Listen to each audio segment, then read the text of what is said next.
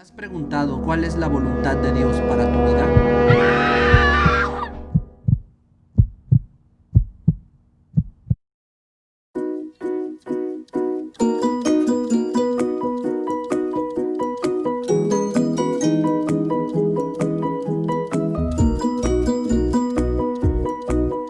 Nacer de nuevo y el empezar a escudriñar la palabra de Dios es el comienzo de una transformación profunda en todos los aspectos de nuestra vida.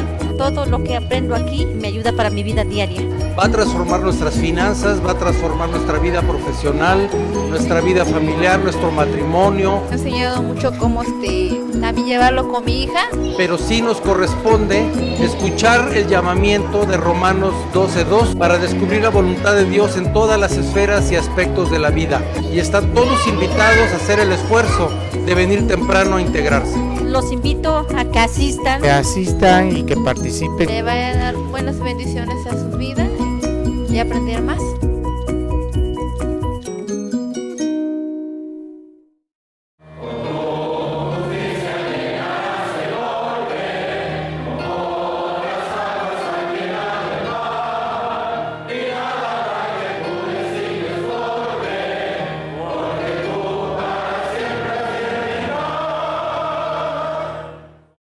Buenos días, hermanos. Nos da mucho gusto que estemos unidos una vez más este domingo para alabar y glorificar el nombre de nuestro Dios. Les invito a que en actitud de reverencia escuchemos un preludio a cargo de nuestra hermana Liz.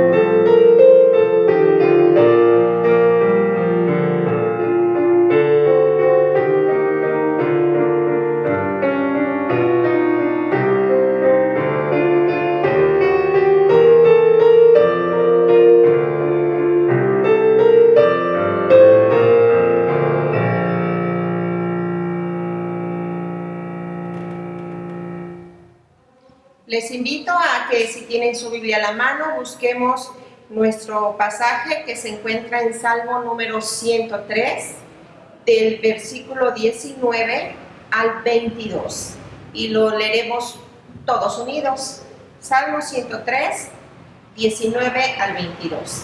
Y dice la palabra de Dios así: Jehová estableció en los cielos su trono, y su reino domina sobre todos.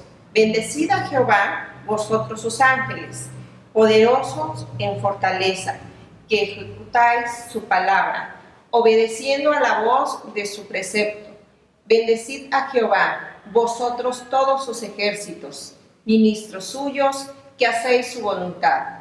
Bendecid a Jehová, vosotras todas sus obras, en todos los lugares de su señorío. Bendice, alma mía, a Jehová. Vamos a orar al Señor. Padre bendito, grande eres, Señor, misericordioso. A ti debemos toda gloria y honra. Esta mañana, Padre, ofrecemos a ti este culto, reconociendo, Padre, que tú eres nuestro único y verdadero Dios, grande en misericordia, Padre, y que nos amas y que todo esto que hacemos, Padre, es para glorificarte. Pedimos que toda esta actividad que vamos a llevar a cabo llegue hasta el trono de tu gracia, Padre, como una ofrenda de olor fragante para poder agradarte, Padre, y sobre todo con el perdón de tus pecados. Gracias, Señor, por permitirnos reunirnos una vez más para glorificarte. En nombre de Cristo Jesús, amén. Hermanos, vamos a entonar el himno 74, Cuán grande es Él. La palabra del Señor dice, cuán grande es tu nombre en toda la tierra. Salmos 8, 9.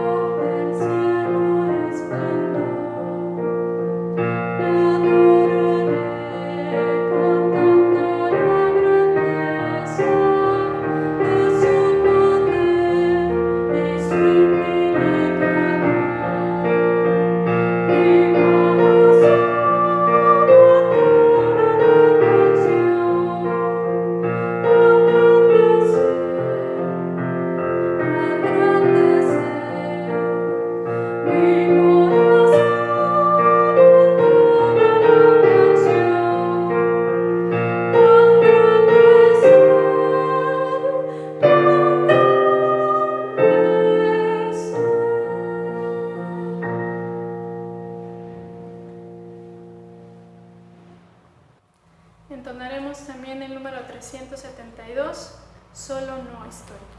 Y su palabra dice, no os dejaré huérfanos, vendré a vosotros. Juan 14, 18.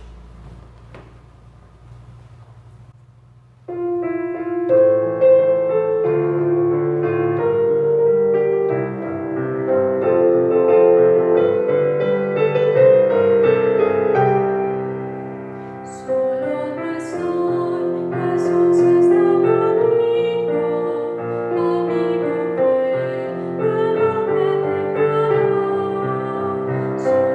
estoy en tempestad.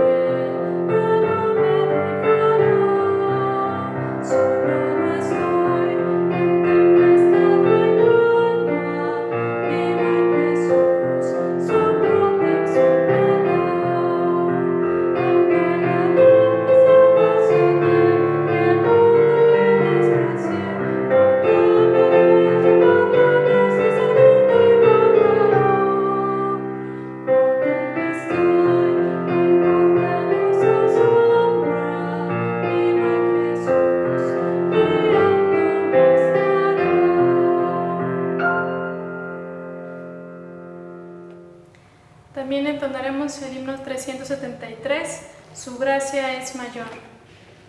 Dice, la gracia de nuestro Señor fue más abundante. Primera de Timoteo 1:14.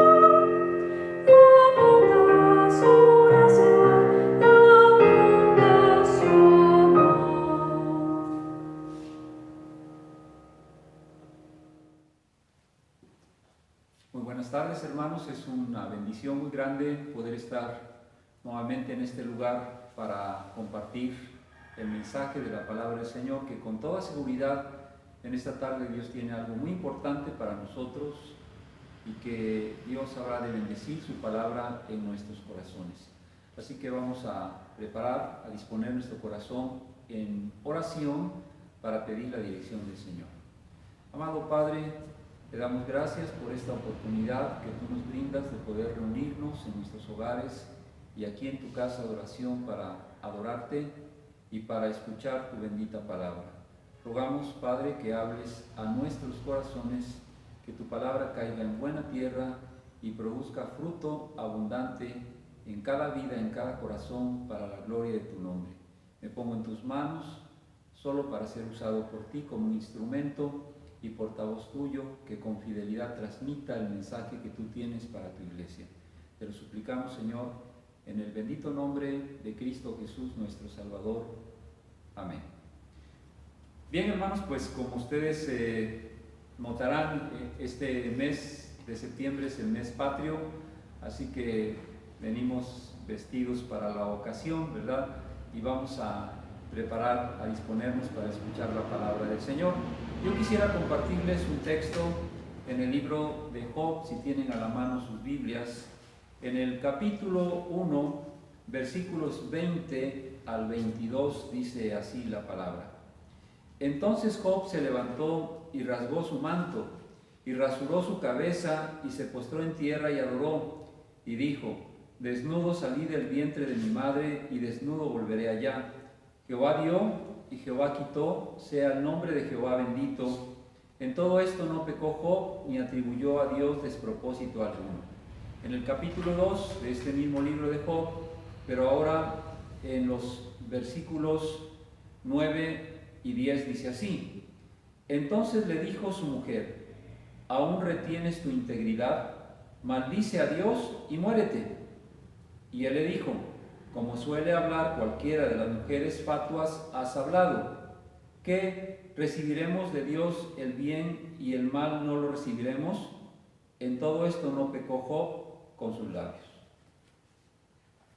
En esta tarde vamos a abordar el tema ¿cómo respondemos a la adversidad?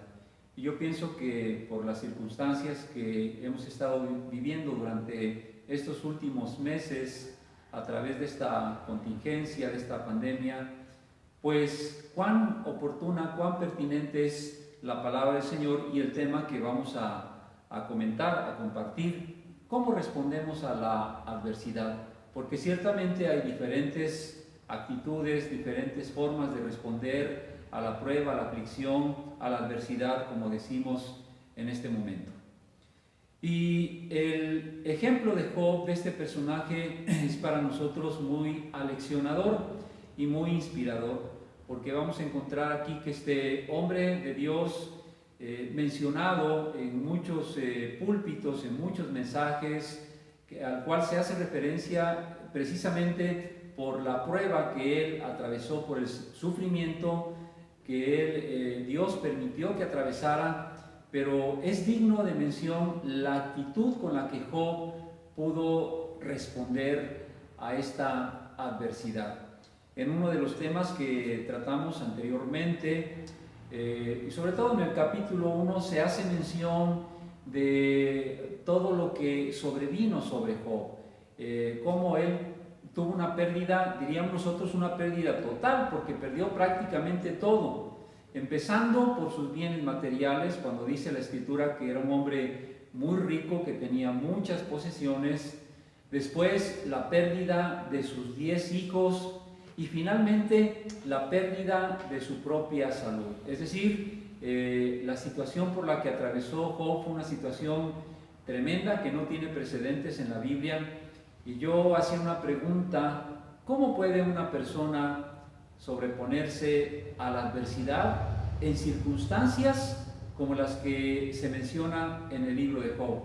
Y la respuesta pues es sencilla: solo por la gracia del Señor. Yo me ponía a pensar, ¿verdad?, de que si Dios permitiese una prueba como esta en mi vida, ¿cuál sería mi actitud?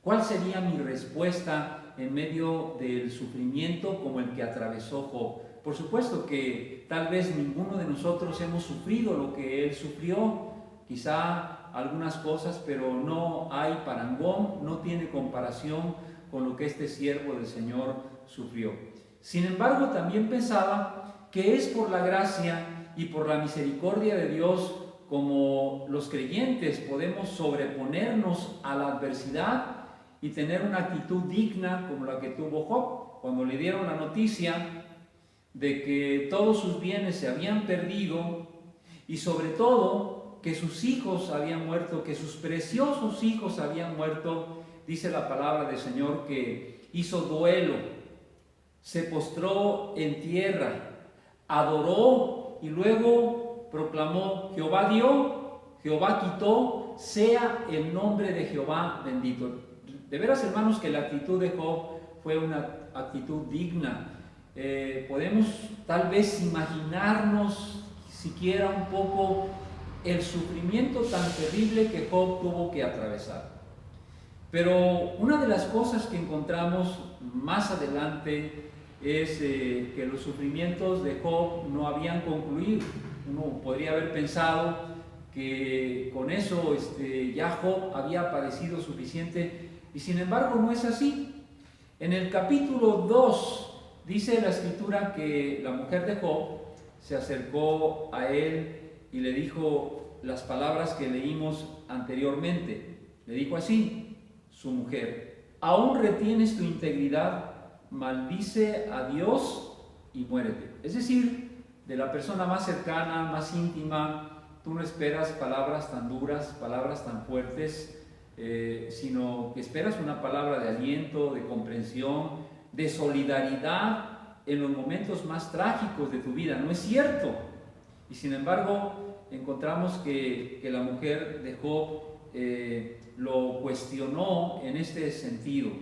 Y dice que Job le respondió: como suelen hablar cualquiera de las mujeres fatuas, has hablado, que recibiremos de Dios el bien y el mal, no lo recibiremos. En todo esto, dice la Escritura, no pecó Job con sus labios. Capítulo 2 y versículo 10. Pero una de las cosas que podemos entender en la palabra del Señor, hermanos, es que pues en los momentos de mayor adversidad necesitamos esas palabras de aliento. Es cierto que hay diversas respuestas ante la adversidad. En el caso, por ejemplo, del que estamos mencionando, Job manifestó o retuvo su integridad, y él, a través de sus palabras, estaba reconociendo la soberanía de Dios. Cuando Job expresó: Jehová dio, Jehová quitó, sea el nombre de Jehová bendito, él estaba reconociendo que Dios es el dueño de todo, el dador de todo y el poseedor de todo. Es decir, la soberanía de Dios en pocas palabras. Y Dios tiene todo el derecho de hacer con sus criaturas lo que Él quiere y como Él quiere. Por eso Job estaba reconociendo: bueno, Dios dio, Dios quitó, sea su nombre bendito, y alabó el nombre del Señor. Entonces la actitud de Job, de integridad, de reconocimiento de la soberanía de Dios, no así la actitud de la mujer de Job. ¿Qué estaba manifestando esta mujer? Lo que yo puedo entender a través de sus palabras tan fuertes hacia Job es que su corazón estaba lleno de amargura. Es cierto que ella también estaba padeciendo, eran también sus hijos, todo ese sufrimiento que vino, ciertamente ella lo estaba sufriendo también. Sin embargo, alguien ha dicho que en las pruebas, en el sufrimiento, sale lo que hay dentro del corazón, y lo que estaba revelando el corazón de la mujer de Job era que había amargura. Y a más de esto, que yo puedo percibir, de acuerdo con el contexto del pasaje, que estaba siendo utilizada por Satanás. Yo he compartido con la iglesia donde estoy como pastor que el enemigo aprovecha ciertas circunstancias, ciertas situaciones o debilidades humanas para también influir. De hecho, en el contexto del libro de Job, nos dice que la fuente de esta adversidad fue precisamente del diablo, no vino de otra parte. Es cierto que se utilizaron ciertas catástrofes naturales, ciertas situaciones, la maldad de los hombres que saquearon los bienes de Job, pero sin embargo el libro nos revela que toda esta adversidad vino precisamente por la mano de Satanás. Pero precisamente una de las cosas que encontramos es que hay una persistencia del diablo. Es decir, el diablo es insistente en pretender que Job reniegue de Dios. Es cierto que yo he mencionado también que no toda la adversidad, no todo el sufrimiento viene del diablo, ¿no? No es cierto. El sufrimiento viene precisamente del pecado natural del ser humano. Toda la creación fue afectada por el pecado. Desde el momento que Adán y Eva pecaron, todas las relaciones del ser humano fueron afectadas, y todas las esferas de la vida del ser humano también. Entonces el sufrimiento es algo natural. Sufrimos todos, cristianos o no cristianos, creyentes o no creyentes, todos padecemos. Jesucristo dijo: en el mundo tendréis aflicción, pero confíen, yo he vencido al mundo. Así que el sufrimiento es un factor común a todos los seres humanos. Pero otra fuente del sufrimiento puede ser la maldad de otros seres humanos que infringen a nosotros, a las personas. Y puede ser también por el pecado personal. En algunos casos es consecuencia del pecado propio de una persona. Está sufriendo las consecuencias de sus decisiones, de su pecado, y también del diablo, que es el caso que estamos tratando en el pasaje de Job. Entonces lo que notamos, repito, es una insistencia del enemigo en pretender que Job reniegue del Señor. Fíjese la pregunta de la mujer influida por el enemigo cuando le dice a Job: ¿aún retienes tu integridad? Yo hice una paráfrasis en la que entiendo que la mujer estaba diciendo algo como esto: mírate cómo estás, mira todo el mal que tu Dios ha permitido en tu vida. No vale la pena servir a un Dios que no ha sabido librarte de todo este mal, un Dios injusto. Es mejor que lo maldigas y te mueras. Si es lo como yo puedo entender que la mujer o el diablo a través de la mujer quería hacer en la vida de Job. Sin embargo, a pesar de este ataque artero del enemigo, Job mantiene su fe y su confianza a pesar de todo. Y miren, las personas pueden ser utilizadas por el diablo para atacar a los hijos de Dios. Y repito, él sabe utilizar magistralmente la carnalidad de los seres humanos, una forma a través de las cuales el enemigo causa estragos en el pueblo del Señor, es utilizando la carnalidad de ciertos hermanos que a través de la ira, de los celos, de actitudes de contienda, de disensión entre unos con otros, la falta de amor, la falta de caridad, el diablo utiliza magistralmente todas esas cosas. Por eso recuerdan ustedes las palabras del apóstol Pablo cuando dijo: airaos, pero no pequéis, no se ponga el sol sobre vuestro enojo, ni deis lugar al diablo. ¿Se da cuenta cómo el apóstol Pablo nos previene ante una actitud carnal de pecado? Él reconoce la posibilidad de que aún como hijos de Dios nos enojamos. A veces nos indigna alguna situación, hay molestia, hay enojo, y dice: airaos, pero no pequen. Y luego dice: no dejes que pase un día y continúes enojado.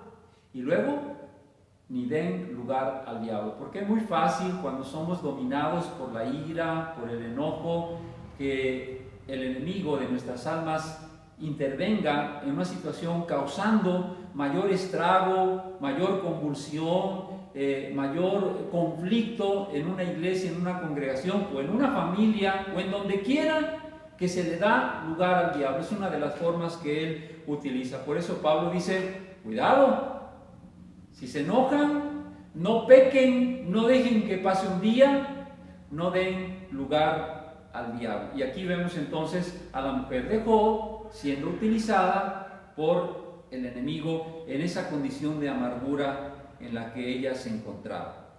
Hay un patrón en la Biblia donde podemos ver cómo el enemigo ha actuado a través de las Escrituras desde el inicio, cuando Dios puso a Adán y Eva en el huerto del Edén. Recordarán ustedes cómo Eva fue engañada por la serpiente, es decir, por el diablo, y para apartarlos del camino del Señor. Posteriormente, en el libro de Job, que estamos mencionando como la intervención de Satanás para causar todo ese sufrimiento en la vida de Job. En realidad lo que él quería era destruirlo, era destruir su fe, era apartarlo de Dios y que él renegara de Dios. Ese era el propósito artero del enemigo en la vida de Job.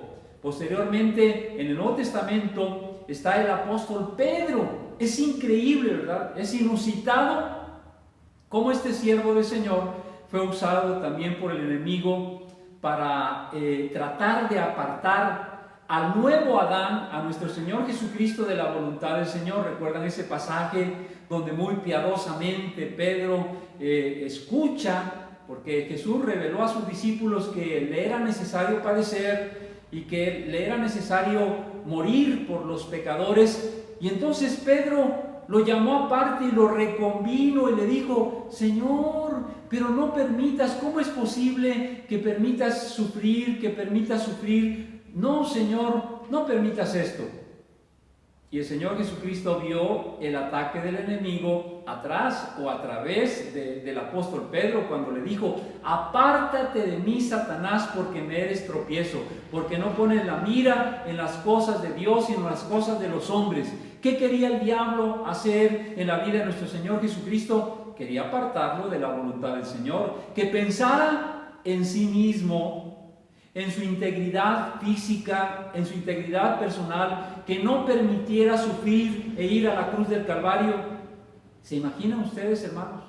Un ataque tremendo, tratando de hacer que nuestro Señor Jesucristo se centrara en sí mismo. Si Jesús hubiera cedido a la tentación, y recuerdan en el huerto de Getsemaní esa lucha que nuestro Señor Jesucristo libró allí en ese lugar, cuando decía: Padre, Padre, si es posible, pase de mí esta copa. Se refería a la copa de amargura, al sufrimiento que le esperaba en la cruz del Calvario, a la muerte misma. Padre, si es posible, pase de mí esta copa. Pero bendito sea el Señor, que el Señor recompuso y finalmente aceptó la voluntad del Padre, que era la misma muerte, pero no sea como yo quiero, sino como tú quieres. Por algo nuestro Señor nos enseñó en el Padre Nuestro: hágase tu voluntad. Tenemos que orar pidiendo que la voluntad de Dios sea hecha en nuestra vida, en nuestra familia, que sea hecha en la iglesia y en el mundo. En primer lugar, sobre todas las cosas,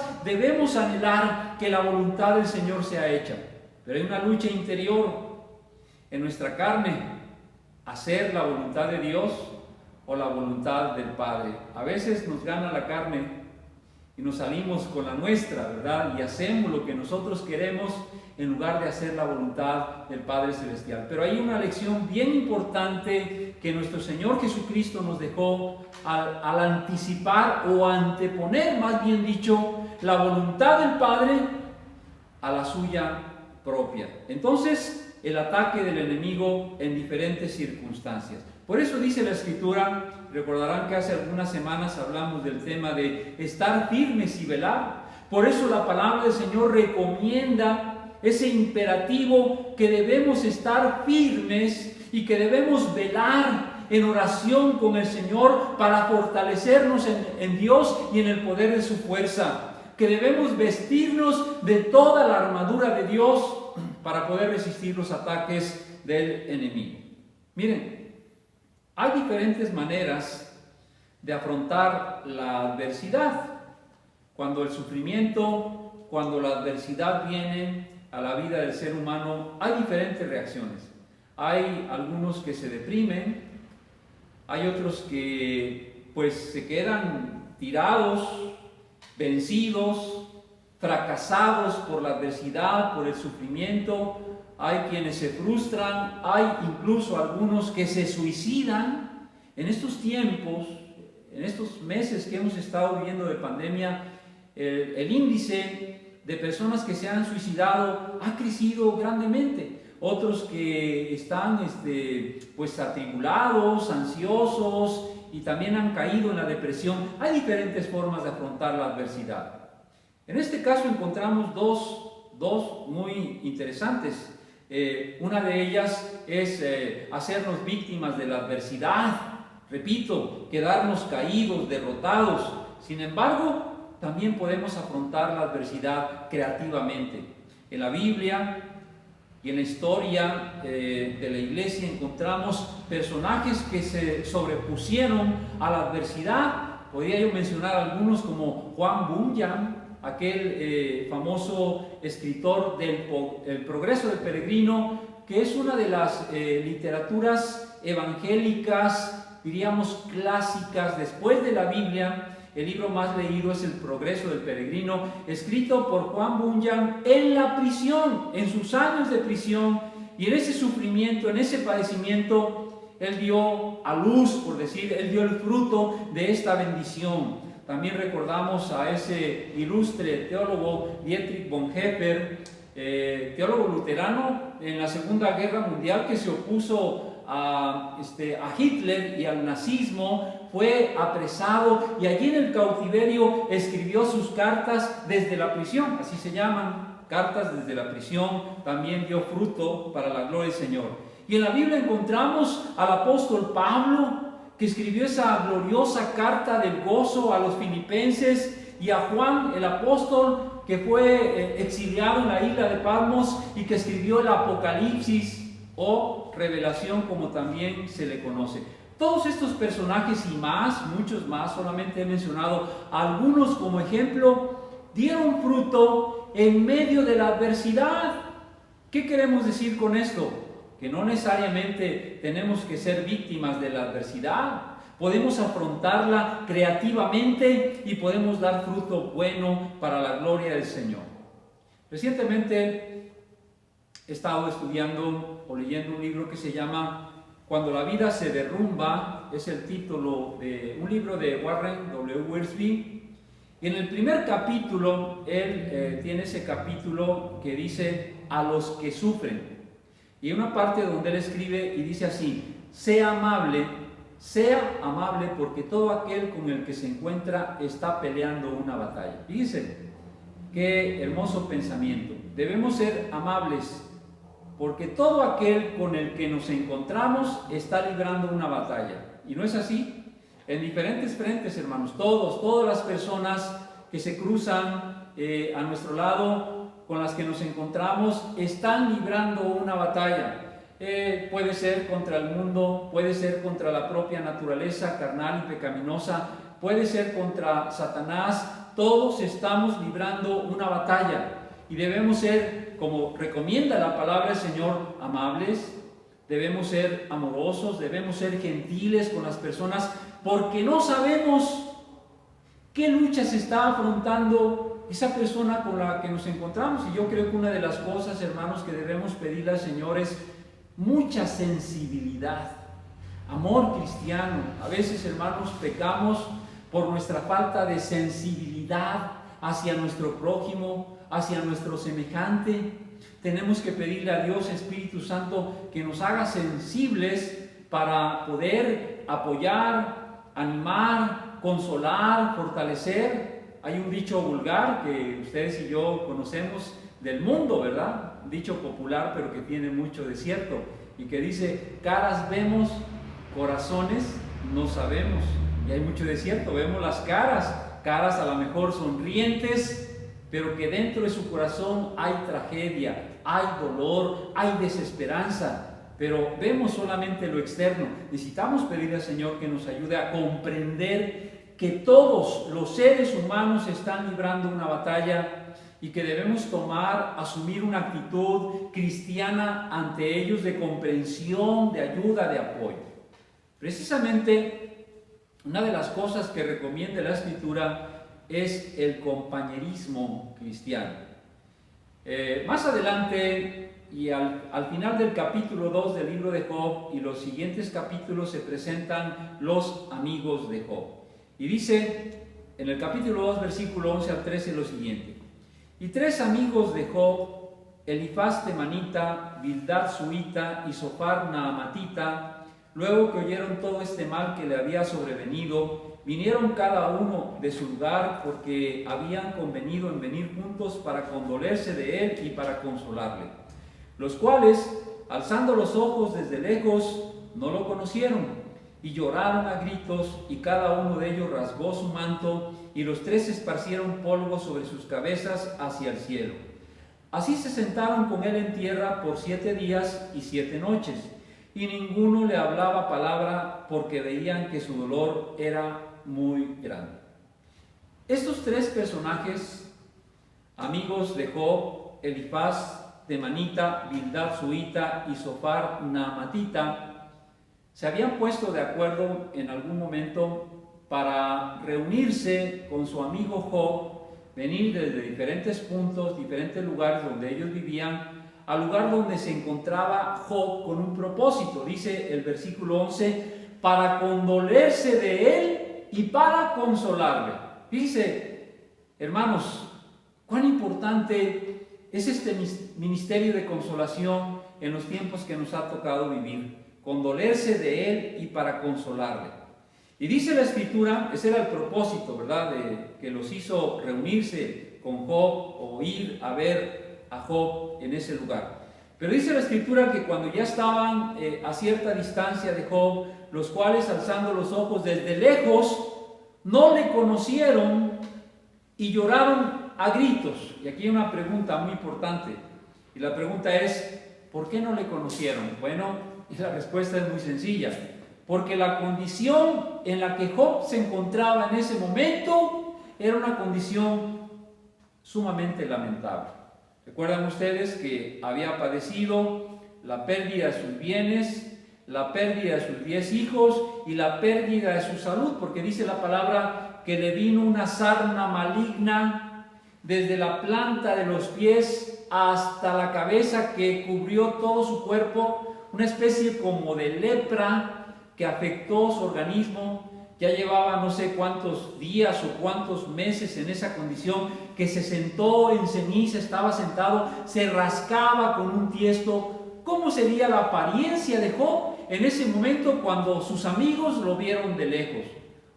Yo creo que no era ni la sombra de lo que Job había sido antes. Yo me imagino a Job en sus buenos tiempos, ¿verdad? Como una persona pues presentable, con personalidad, con una apariencia saludable, robusto si se quiere, elegante, porque era un hombre muy rico. Y ahora, ¿cómo veían a Job? Lo veían, hermanos, como un guiñapo humano. Esa sería la palabra, como un guiñapo humano, totalmente destrozado, de tal manera que dice la palabra que no lo reconocieron. Y entonces lloraron a gritos, cada uno de ellos rasgó su manto y los tres esparcieron polvo sobre sus cabezas hasta el cielo. Recuerden pues ustedes que era una costumbre cultural en el Oriente manifestar su duelo o manifestar su dolor de esa manera, rasgando su ropa, tomando ceniza, echándola sobre ellos, gritando y llorando, que fue lo que hicieron los amigos de Job. Y en el versículo 13 dice que se sentaron con él en tierra por 7 días y 7 noches y ninguno le hablaba palabra porque veían que su dolor era muy grande. ¿Cuántas personas en esta hora vemos que se encuentran con un dolor muy grande, que están sufriendo, que han padecido la pérdida de algún familiar, que han padecido la pérdida de su salud y la pérdida de sus bienes también? Hay personas que han invertido o que han gastado mucho dinero para recuperar su salud en esa condición. Y aquí la palabra del Señor nos llama a condolernos con el que está sufriendo, como lo hicieron los amigos de Job. Hasta aquí, hasta este punto, la actitud de los amigos de Job es encomiable. Se solidarizaron con el que sufre, se condolieron de él, ¿verdad? Solidaridad con el que está en desgracia. Pero una vez que empezaron a hablar, allí echaron a perder todo, ¿verdad? Hasta ahí, muy bien, se sentaron calladitos, ¿verdad? Dice por ahí un dicho, calladito te ves más bonito. Y eso fue lo que hicieron. Primeramente, nada más se sentaron a acompañarlo, cerraron sus labios y lo acompañaron en su dolor. ¿Qué es lo que recomienda el Evangelio? El Evangelio recomienda solidaridad con el que sufre. ¿Recuerdan las palabras del apóstol Pablo cuando dijo que debemos gozarnos con los que se gozan y sufrir con el que sufre? Y más adelante el apóstol Pablo, escribiendo a los hermanos de la iglesia de Corinto, les dijo: nuestra esperanza respecto de vosotros es firme, pues sabemos que así como sois compañeros en las aflicciones, también lo sois en la consolación. Una de las cosas por las cuales Pablo agradecía a los hermanos de la iglesia de Corinto, que ellos habían sabido ser compañeros de él en las buenas y en las malas. Decimos hoy, ¿verdad? En las maduras, como dice el dicho, se me olvidó, pero en las buenas y en las malas. Y dice Pablo: ustedes han sabido ser compañeros en las aflicciones, pero también en la consolación. A eso nos llama la palabra, hermanos, en este tiempo, en todo momento, pero más en esta época que nos ha tocado vivir. El compañerismo cristiano es algo muy importante, hermano. ¿Qué significa compañerismo o compañero? Bueno, el compañero es aquel que está contigo, es aquel que te acompaña. Entonces necesitamos reforzar el compañerismo en la iglesia, necesitamos acompañarnos mutuamente, meternos el hombro, como dice la palabra del Señor. Debemos apoyarnos el uno al otro, debemos sobrellevar las cargas los unos de los otros. Todo eso tiene que ver con el compañerismo, y la palabra del Señor nos llama a ser compañeros de nuestros hermanos. Un axioma de orden teológico. ¿Con qué se come eso, pastor? Bueno, voy a explicar lo que significa la palabra axioma. Un axioma es una verdad tan evidente que no necesita ser demostrada. Por ejemplo, el todo es mayor que cada una de sus partes propias. Esa es una verdad que no necesita mayor demostración, es un axioma de vida. El siguiente, es más fácil saber qué es la cosa que saber cómo se hace la cosa, y lo crucial es hacer la cosa. Parece un crucigrama, ¿verdad? Ahí el que estábamos diciendo, pero es muy sencillo. Es más fácil saber qué es la cosa. Bueno, cualquiera sabe, por ejemplo, qué es nadar. Una cosa es saber qué es nadar. Pero, ¿cómo nadar? Ese es otro grado diferente, ¿verdad? Saber qué es nadar, saber cómo nadar, y una persona puede saber qué es, cómo nadar, es decir, aprender la técnica, la teoría de cómo nadar, pero lo crucial no es saber qué es ni cómo hacerlo, sino hacerlo. Al final de cuentas, toda enseñanza tiene como propósito fundamental que practiquemos lo que se nos está enseñando. Entonces, ese es un axioma, es una verdad que no puede ser refutada y que no vale la pena ser demostrada. En teología, en la Biblia, encontramos también algunos axiomas de orden teológico. Por ejemplo, Dios es el creador del universo. Al menos para la cristiandad no necesitamos una demostración de ello, es un axioma. Jesucristo es el Hijo de Dios, ese es otro axioma de orden teológico. Pero una de las cosas que debemos saber, que aquí es donde vamos a la aplicación de los amigos de Job cuando empezaron a hablar, es que la comprensión equivocada del problema puede llevar a una conclusión equivocada. La comprensión equivocada de la realidad nos puede llevar a conclusiones equivocadas, como fue el caso de los amigos de Job.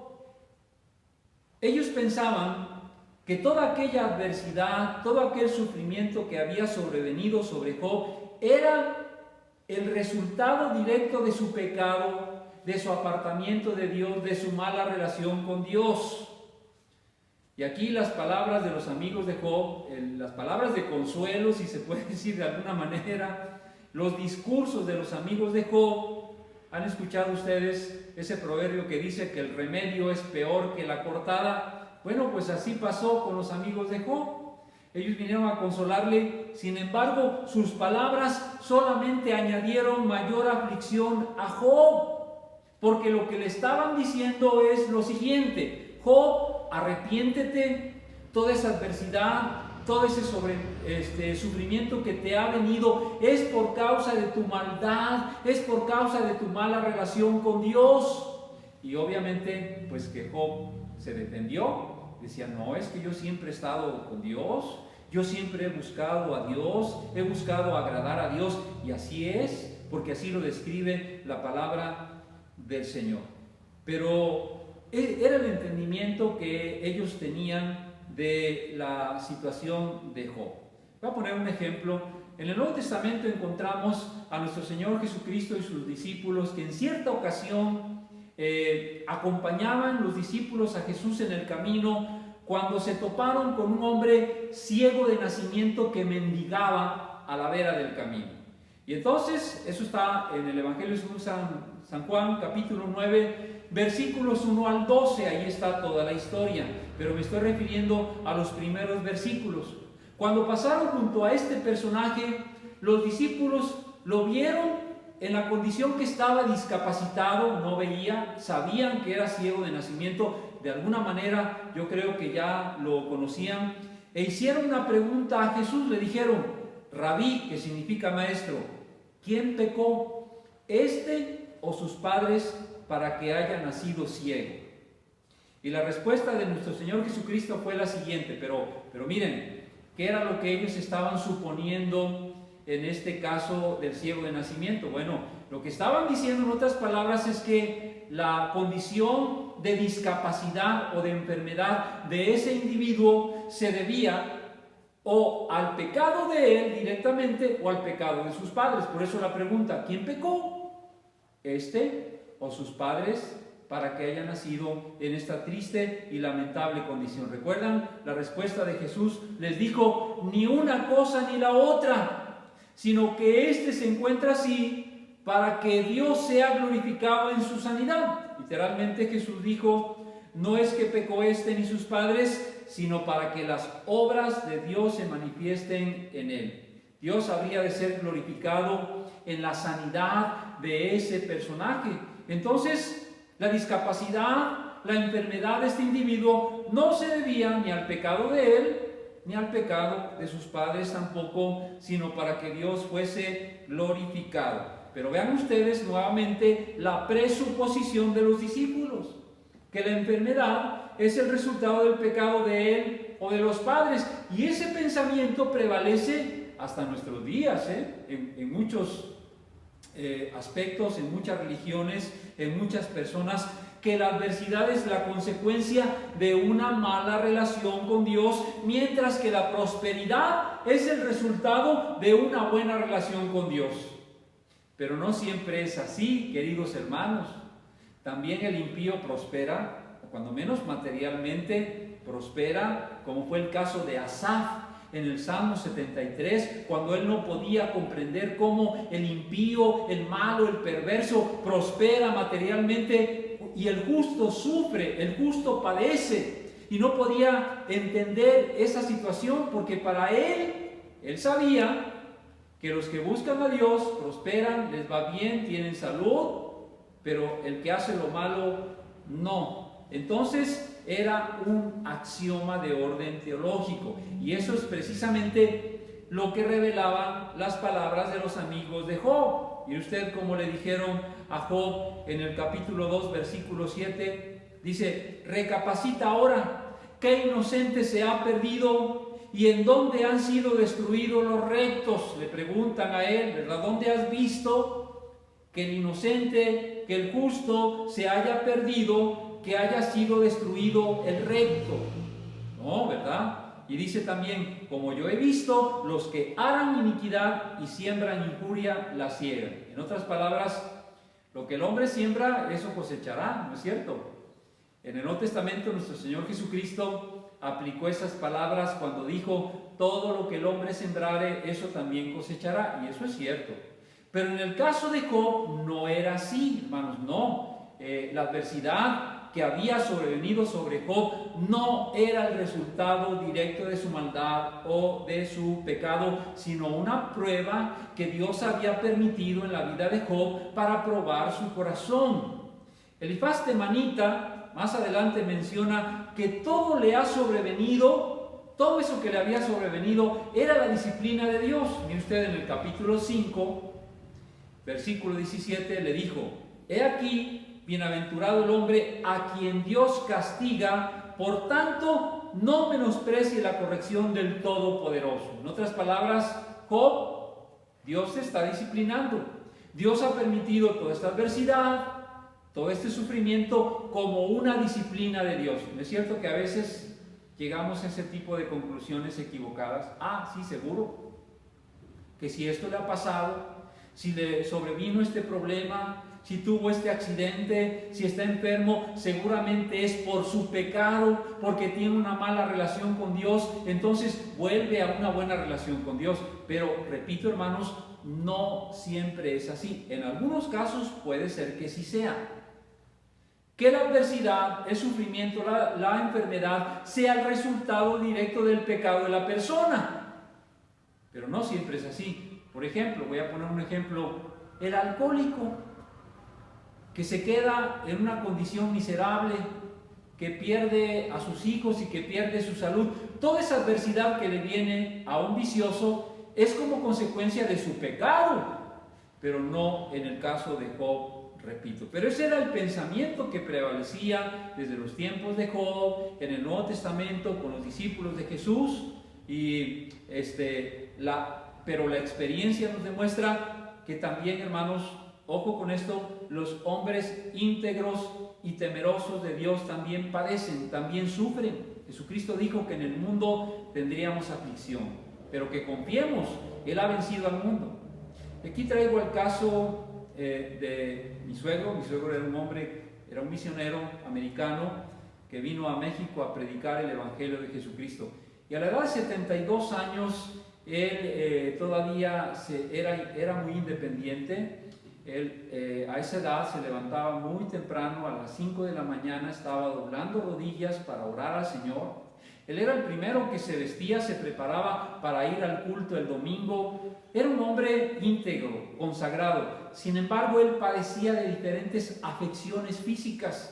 Uno de los problemas de mi suegra era, por ejemplo, que caía en la depresión.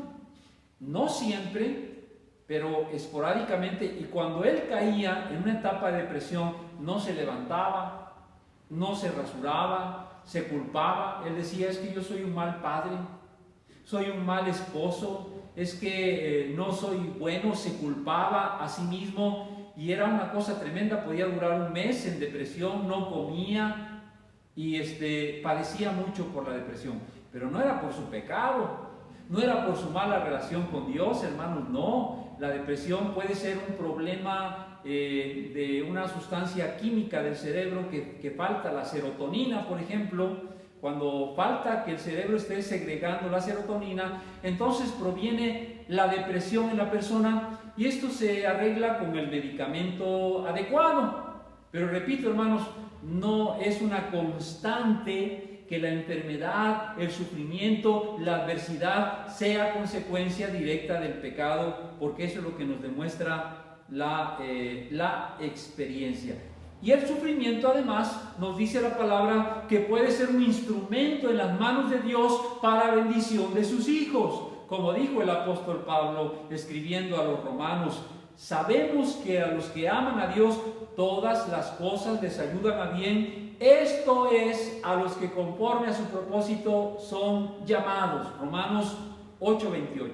A los que amamos a Dios, a los hijos de Dios, con quienes Dios tiene un propósito, hermanos, su palabra, su Espíritu Santo, y aún la adversidad, aún el sufrimiento, viene a ser un instrumento para cumplir su propósito en nosotros. ¿Cuál es el propósito de Dios en tu vida y en la mía? Pues ahí está en el contexto de Romanos 8. El propósito de Dios final es conformarnos a la imagen de su Hijo Jesucristo, y para ello Dios utiliza su palabra, su Espíritu Santo obrando en nosotros, y aún, repito, la adversidad, el sufrimiento, es una herramienta que el Señor puede utilizar para nuestro bien. Por eso decía Pablo que a los que amamos a Dios, todas las cosas, hermano, todas las cosas nos ayudan a bien, porque Dios revierte o convierte la adversidad para nuestro beneficio.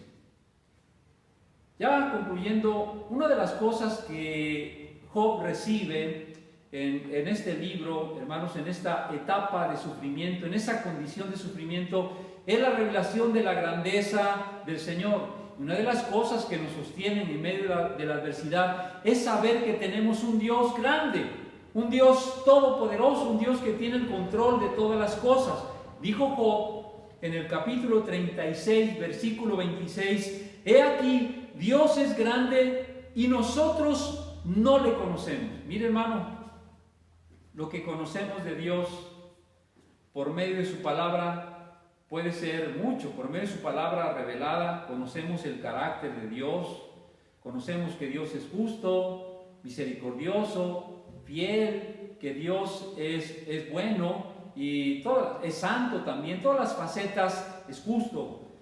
Pero sin embargo, lo que conocemos de Dios es tan solo una pequeñez. Como dijo Job, Dios es grande y nosotros no le conocemos. No conocemos todavía, ni lograremos conocer toda la profundidad, toda la grandeza y amplitud de Dios en esta vida, hasta quizá cuando estemos en su presencia. Pero aquí no será posible. Y dijo el salmista David en el Salmo 86:10, porque tú eres grande y hacedor de maravillas, solo tú eres Dios.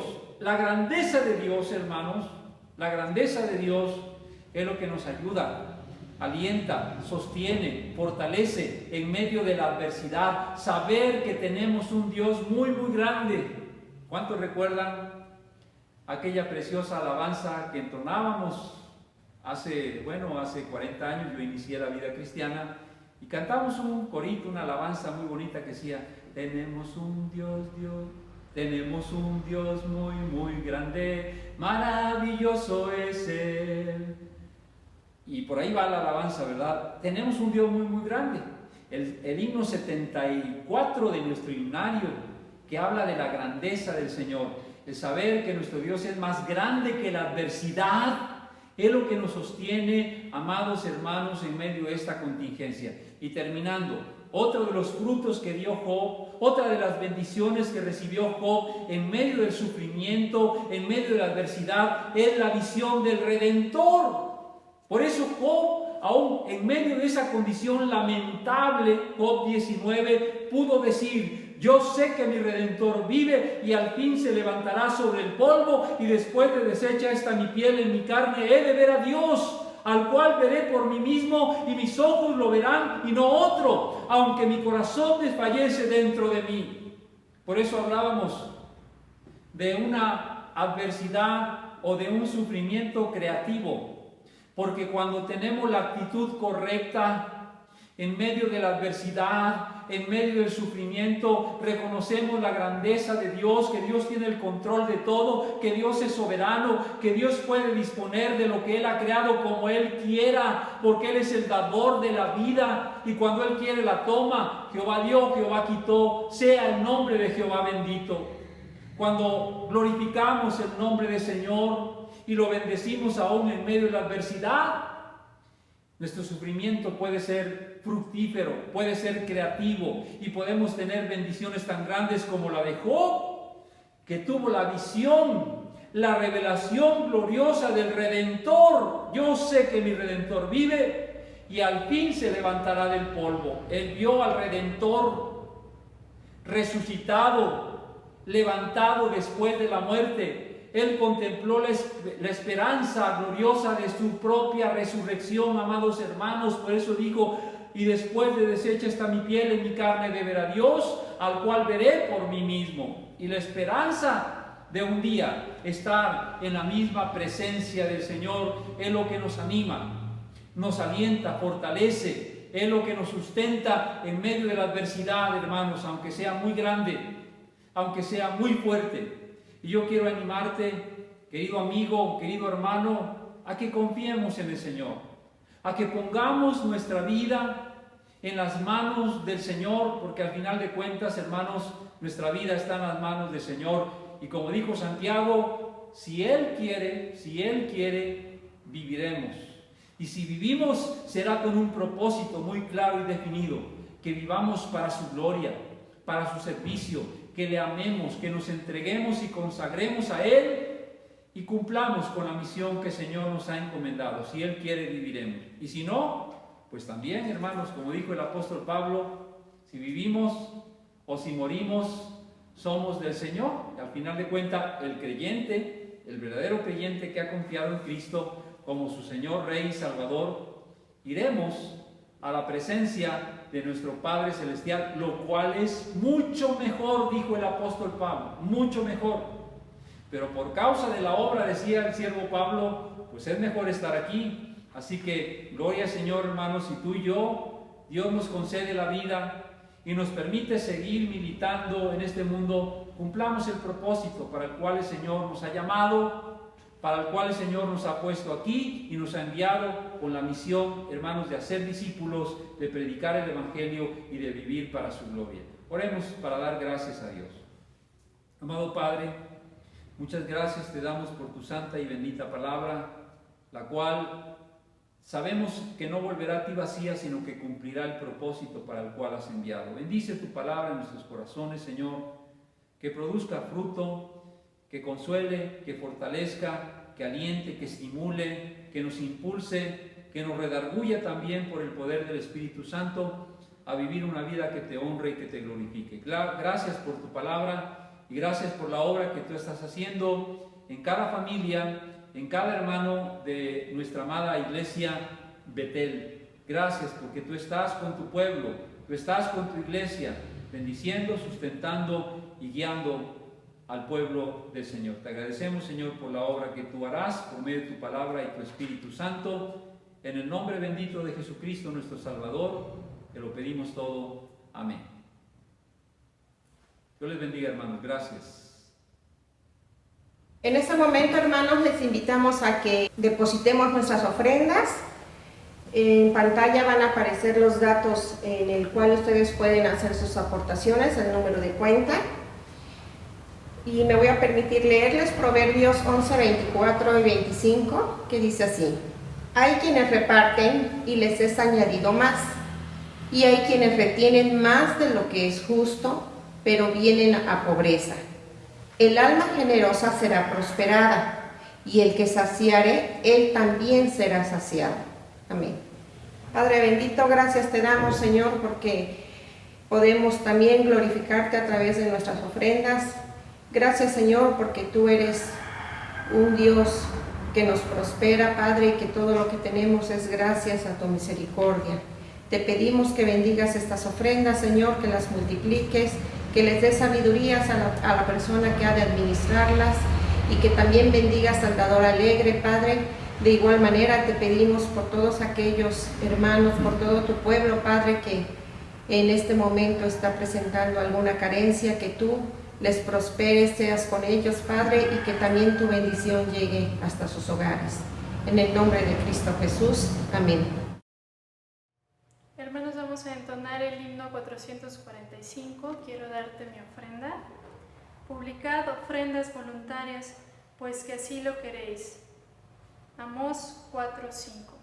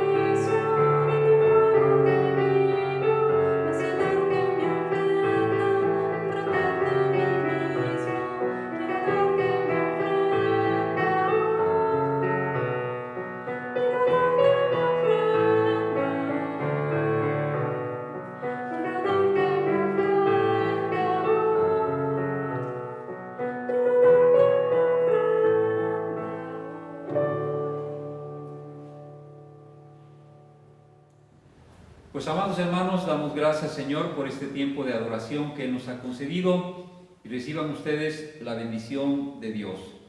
Jehová te bendiga y te guarde. Jehová haga resplandecer su rostro sobre ti y tenga de ti misericordia. Jehová alce sobre ti su rostro y ponga en ti paz. Amén.